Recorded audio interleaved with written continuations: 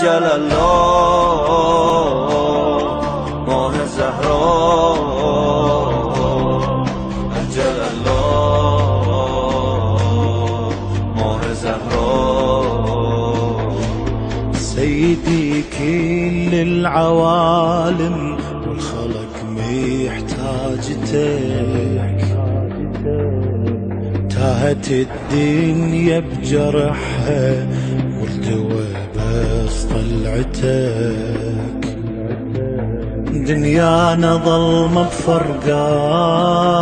اسطع نور الرحمة الأمة تضيع بلياك وينك يا مهدي الأم كل ذرة من وجودي سيدي تنتظرك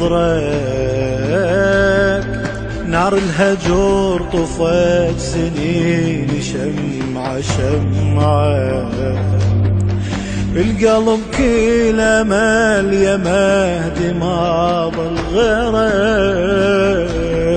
صوتك اسمع يا وكيل تجي يا جمعة أجل الله ماه زهراء أجل الله ماه زهراء من با گریه هم رفیقم تو شبای انتظار تو که بارون بهاری کویر من ببار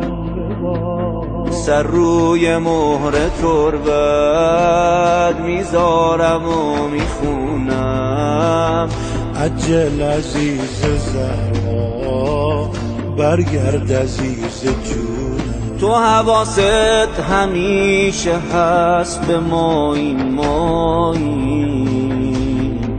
یادمون رفته نیستی و جهان تاریکه تو میای و بهار دوباره برمیگرده میگه به هم یه حسی که ظهور نزدیکه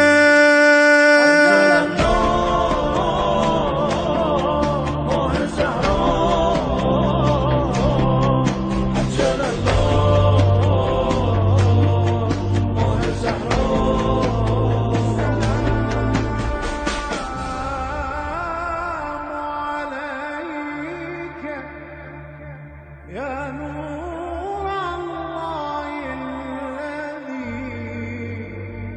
يهتدي